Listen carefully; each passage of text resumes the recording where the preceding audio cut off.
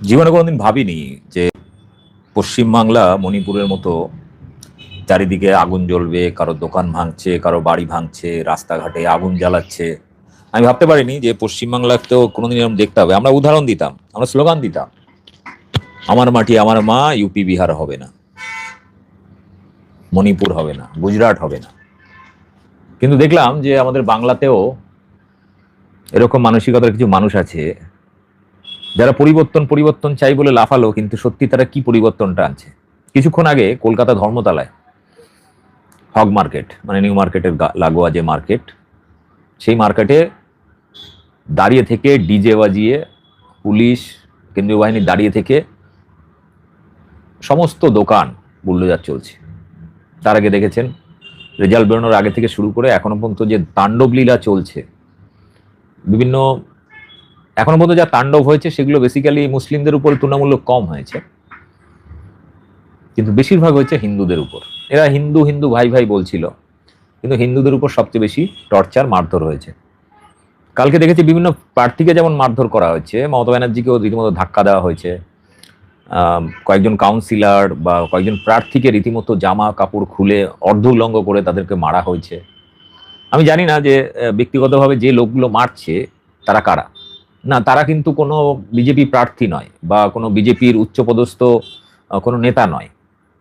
তাদের আইডেন্টিফাই তাদেরকে যদি আপনি করতে পারেন, দেখবেন এগুলো সব লুম্পেন, মদ মাতাল, অশিক্ষিত, এরকম টাইপের। সব দলেই আছে, ক্ষমতা যেদিকে সেদিকেই টপকায় এরা। মানে এই ধরনের মানসিকতার লোক সব দলেই থাকে। মানে যখনই ক্ষমতায় কেউ আসে তখন সঙ্গে সঙ্গে সবুজ জামা থেকে গেরুয়া জামা হয়ে গেছে, রীতিমতো গেরুয়া মুখে মেখে বিজেপির ঝান্ডা নিয়ে বিভিন্ন জায়গায় ধ্বংসলীলা চালাচ্ছে। মানে কদিন আগে পর্যন্ত আমরা কেন্দ্রীয় বাহিনীকে খুব মানে ঘটা করে, এই যে কত সুন্দর দেখো, শান্ত, ভোটের সময় কোনো রিগিং মারামারি কিচ্ছু হয়নি বলে খুব দরাজ সার্টিফিকেট দিচ্ছিল। কিন্তু এই কেন্দ্রীয় বাহিনী যখন গণনা কেন্দ্রে তাদের যে ভূমিকা এবং তারপরে যা ধ্বংসলীলা বাংলা জুড়ে চলছে, এরকম ধ্বংসলীলা আমরা 2011-ও দেখিনি, 2011-তেও দেখিনি। আর গদি মিডিয়া সামান্য একটা ছোটখাটো ব্যাপার নিয়ে যেভাবে রিয়াক্ট করতো, ঘণ্টাখানে সুমন, চোখে চোখ রেখে কুসুম রঞ্জন, তারা এই ধ্বংসলীলাটা দেখতে পাচ্ছে না, এটা দেখাচ্ছেও না। মানে বিশাল পরিবর্তন হয়েছে, রাতারাতি বিশাল উন্নতি হয়ে গেছে দেশের, বাংলার। লক্ষ্মী ভাণ্ডার 1,500 টাকা থেকে বেড়ে 3,000 টাকা হয়ে গেছে, এবং তারপর মানুষ খুব আনন্দে রয়েছে। না, এখনো পর্যন্ত আমি পুরো বাংলার যা খোঁজ খবর বিভিন্ন জায়গায় সোশ্যাল মিডিয়া দেখছি, সাধারণ মানুষের মনে কোনো আনন্দ নেই। একটা পরিবর্তন হলে তো সাধারণ মানুষ রাস্তায় নামে, মানে আবাল বৃদ্ধ বনিতা, অর্থাৎ শিশু থেকে বৃদ্ধ সবাই রাস্তায় নেমে যেভাবে উচ্ছ্বাস উল্লাস করে, সেই জিনিস আমরা কিন্তু দেখতে পাচ্ছি না। আমরা কি দেখতে পাচ্ছি? কিছু লুম্পেন, কিছু মাতাল লাঠি নিয়ে, হাতে তরবারি নিয়ে, রড নিয়ে, গেরুয়া আবির মেখে, বিজেপির ঝান্ডা নিয়ে ধ্বংসলীলা চালাচ্ছে। মানে নিজের রাজ্যটাকে নিজেরাই ধ্বংস করছে। ফুটপাতে যত মানুষ একটু মানে ভদ্রভাবে একটা জীবিকা নির্বাহ করে তারা জীবনযাপন করতেন, কাতারে কাতারে রেল স্টেশনের পাশে রীতিমতো এই সুযোগে রেলও বুলডোজার নিয়ে বেরিয়ে পড়েছে, মানে মোদী রেল দপ্তর, তারাও রেল স্টেশন লাগোয়া বাজার, দোকান, মানে হকারদের পুরো পিছে মেরে দিয়েছে। এবং সেগুলো কাদের জানেন? সবই হিন্দু। আমি অনেক আগেই বলেছিলাম যে বুলডোজার, আগুন, এগুলো না ধর্ম চেনে, না জাতপাত চেনে। আপনি ভাবছেন যে ও আমার বিরোধী রাজনীতি করে বা আমার বিরোধী অন্য কোনো ধর্মের, ওর বুলডোজার চলছে, ওর ঘরে আগুন লেগেছে, আমার কি, আমি আনন্দে আছি। কিন্তু ওই আগুনটা বা ওই বুলডোজারটা আপনার ঘরেও লাগতে পারে, এটা আপনার মাথায় ছিল না। বিভিন্ন বস্তি এলাকায় যারা কিছুদিন আগে পর্যন্ত বিজেপির ঝান্ডা, আমি অনেক সময় ট্রেনে করে যখন বিভিন্ন জায়গায় যেতাম অন্যান্য জেলায়, তখন রেল লাইনের পাশে যে বস্তিগুলো, সেখানে দেখতাম জয় শ্রীরামের ওই হিংস্র বানর বা হিংস্র সিক্স প্যাক বডিওয়ালা রামচন্দ্রের ছবিওয়ালা যে সমস্ত ঝান্ডাগুলো পথ করে উঠছে বস্তি, রেল লাইনের, রেল কলোনি বস্তিগুলোয়, দোকানগুলোতে গেরুয়া ঝান্ডা উঠছে। আমি তখন নিজের মনেই বলতাম যে ভাই, যদি পরিবর্তন হয়, যদি বিজেপি আসে, সবার আগে তোদের উপর বুলডোজারটা পড়বে। এবং সেটাই হয়েছে। মোটামুটি গত এই দুদিনের মধ্যে পশ্চিমবাংলার প্রায় 50,000-এর বেশি ফুটপাতের দোকান, গরিব মানুষ করে কমে খায়, সমস্ত কিছু গুড়িয়ে দেওয়া হয়েছে এবং ক্রমবর্ধমান আরো চলছে। এটাকে ড্যামেজ কন্ট্রোলে নামার জন্য এখন হঠাৎ করে দেখলাম শ্রমিক ভট্টাচার্য আজ খুব সুন্দর একটা বক্তব্য রেখেছে, যে গেরুয়া আবির মেখে গেরুয়া বিজেপির ঝান্ডা নিয়ে যারা এই তাণ্ডব লীলা চালাচ্ছেন তারা বিজেপির কেউ নন এবং এদের বিরুদ্ধে কঠোর ব্যবস্থা নেওয়া হবে। আমি জানি নেওয়া হবে না, হবে না। তো যারা এটা করছেন তারা নাকি বিজেপির কেউ নন, এটা বলছেন বিজেপির রাজ্য সম্পাদক শ্রমিক ভট্টাচার্য। কিন্তু আমার সব থেকে অবাক লাগছে যে এই সমস্ত কিছু বারবার, আমি যেমন মুসলিমদের বলেছিলাম 2026-এর ইলেকশন খুব ইম্পর্টেন্ট, বিজেপি সেকেন্ড পজিশনে আছে, ভুল করে ভোট ভাগাভাগি করবেন না, মতুয়াদের বলেছিলাম, আদিবাসীদের বলেছিলাম, হিন্দুদের বলেছিলাম ভোট ভাগাভাগি করবেন না। কি হলো? আমরা দেখলাম মুসলিম এলাকায়, মুর্শিদাবাদের মতো জায়গায়, মালদার মতো জায়গায়, সেখানে বিজেপির কোনোদিন জেতার কোনো ক্ষমতাই নেই, সেখানে পর্যন্ত বিজেপি জিতেছে। হ্যাঁ, গণনায় কারচুপি তো করেছেই, কিন্তু ভোট ভাগাভাগির খেলায় এরকম বহু জায়গায় এই ঘটনা ঘটেছে। এবং আজকে তো দেখলাম শুভেন্দু অধিকারী বিবৃতি দিয়েছে, সিপিএম কে ধন্যবাদ জানিয়েছে, আইএসএফ, হুমায়ুন কবির সবাইকে ধন্যবাদ জানিয়েছে। আমি জানি না যে বাংলার মানুষকে আমি খুব সচেতন ভাবতাম যে অন্তত অন্যায়ের প্রতিবাদটুকু করবেন।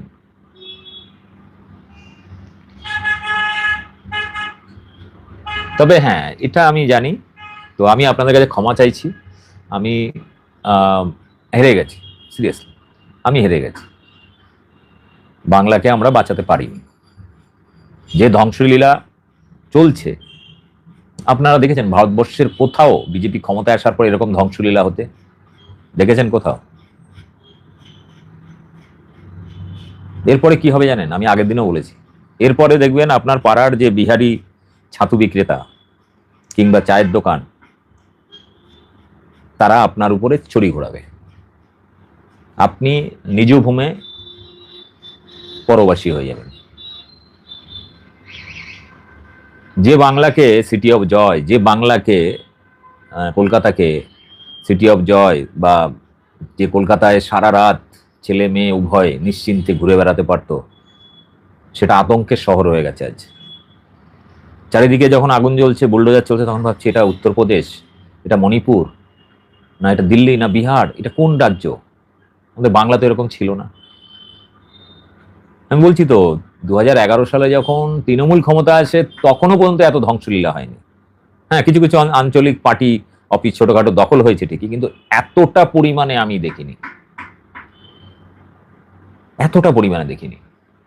একজন খুব দাঁত কেলাচ্ছে, কি ও সৌরভ চক্রবর্তী লিখছে, এরা মোদির কাছে নিজের বাড়ির মেয়ে দিকে শুতে পাঠায় আজ বিজে পার্টি আলারা। হ্যাঁ ঠিকই, এটা হাসির কথা ভাই, লিখছে ওইরকম, এটা হাসির কথা নয়। তবে এটুকু বলতে পারি, বিজেপি জানি না কতদিন পশ্চিমবাংলায় ক্ষমতায় থাকবে বা কেন্দ্রে ক্ষমতায় থাকবে, তবে যে ধ্বংসলীলা তারা করে যাবে, এই বাংলা বাঙালি আরেকবার পরাধীন হয়ে গেল। ব্রিটিশ শাসনে সম্ভবত এতটা ধ্বংসলীলা চলেনি, বা কোনো রাজতন্ত্রেও এতটা ধ্বংসলীলা চলেনি যতটা আমরা দেখছি। জাস্ট ক্ষমতায় আসার আগেই, রেজাল্ট বেরোনোর আগে থেকে শুরু হয়েছে, এবং তারপরে যেটা চলছে এখন, মানে এটা কি, নিজেরা তো কিছু বানাতে পারেনি, মানুষের জন্য রুজি রোজগারের ব্যবস্থা করতে পারেনি, কিন্তু মানুষের রুজি রোজগার, জীবন জীবিকা ধ্বংস করার জন্য এরা একদম উঠে পড়ে লেগেছে। যারা এই কাজগুলো করছে তাদের কাছে কোনো রোজগার নেই, যারা এই কাজগুলো করছে তাদের নিজস্ব কোনো রোজগার নেই। আমি বিভিন্ন ভিডিও দেখছি, সেখানে মহিলাদের গায়ে হাত তোলা হচ্ছে, চুলের মুঠি ধরে আঁচড়ানো হচ্ছে, মানে পাশের বাড়িতে তৃণমূল করে, তার বাড়িতে আক্রমণ হচ্ছে, প্রতিবেশী কেউ মহিলা এগিয়ে এসে তাকে সেটা প্রতিবাদ করছে বলে তাকেও পর্যন্ত মারধর করছে। একজন লিখেছে, তুই অন্য কোনো প্রফেশন দেখ। কে ভাই? সৈকত সরকার। ভাই, বাঙালি গোবর গোমূত্র খায় না, বাঙালি দাঙ্গাবাজ নয়, বাঙালি ধর্মের নামে, রাজনীতির নামে খুনোখুনি করে না। তুই নিজের কথা ভাব, তুই কি সারা বছর এই খুনোখুনি করে পেট চালাবি, নিজের সংসার, ধর্ম, বাচ্চাদের মানুষ করবি? সেটার কথা ভাব।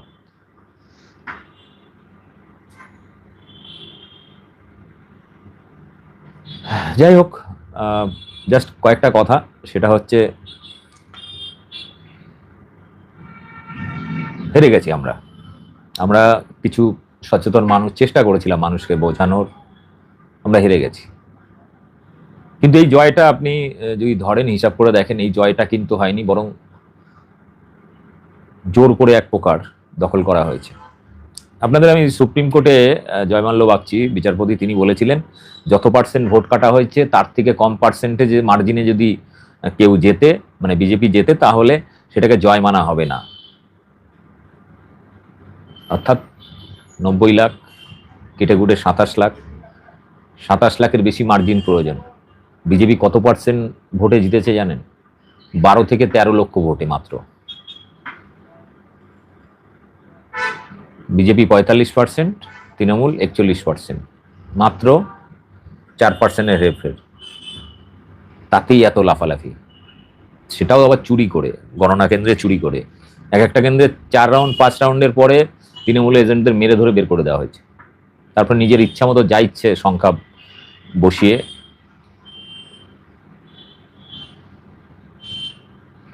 তবে জানি না মমতা ব্যানার্জি আজকে প্রেস কনফারেন্স করেছেন, তিনি কিভাবে আন্দোলন করবেন, কারণ বিরোধী নেত্রী হিসাবে তার একটা সুনাম সারা ভারত জোড়া রয়েছে। 15 বছর শাসক হিসাবে তার সামাজিক প্রকল্প, মানুষের অন্তত মানুষের রুজি রোজগারে তিনি হাত দেননি। মানুষ সুস্থভাবে বাঁচার জন্য বিকল্প জীবিকা তৈরি করেছেন, মানুষ হকার উচ্ছেদ করেননি, যেখানে পেরেছেন মানুষ বিকল্প জীবিকা নিজের মতো করে খুঁজে নিয়েছেন, সেটাকে সমর্থন করেছেন, তাদের লোনের ব্যবস্থা, অনেক কিছু করেছেন। কিন্তু বিজেপি গরিব মানুষের জন্য এমন একটা প্রকল্প বের করেনি যেটায় মানুষ সুস্থভাবে বেঁচে থাকতে পারে, জীবিকা অর্জন করতে পারে। তো কয়েকদিন পরে নেশা কেটে যাবে, তখন আমাকে মনে পড়বে, তখন আমি থাকবো কিনা জানি না, বা এরা আমাকে রাখবে কিনা পৃথিবীতে সেটাও জানি না। কারণ আমাদের মতো লোকেদের মানে খুব আয়ু খুব কম।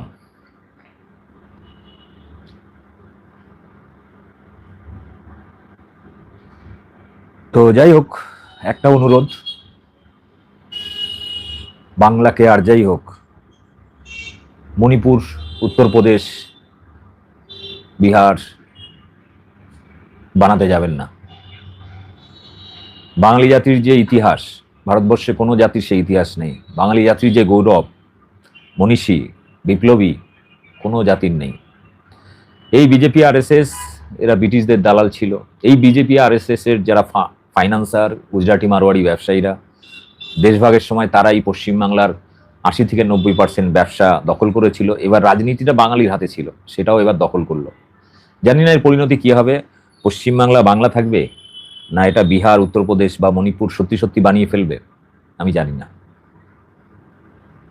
কি হবে, আমি জানি না। আর যে সমস্ত ধ্বংসলীলা চলছে, এটা আমার চ্যানেলে আমি আপলোড করব না, আর নিয়মিত ভিডিও করতে পারবো কিনা জানি না। যদি বেঁচে থাকি হয়তো দেখা হবে আবার। তবে নেশা কেটে গেলে, আপনাদের নেশা কেটে গেলে মনে পড়বে আমাকে, এটুকু আমি জানি। আমার চ্যানেলে প্রায় 5 লক্ষের বেশি সদস্য, পশ্চিমবাংলার প্রায় 11 কোটির মধ্যে অন্তত 5 থেকে 7 কোটি মানুষ আমাকে চেনেন, জানেন, ভালোবাসেন।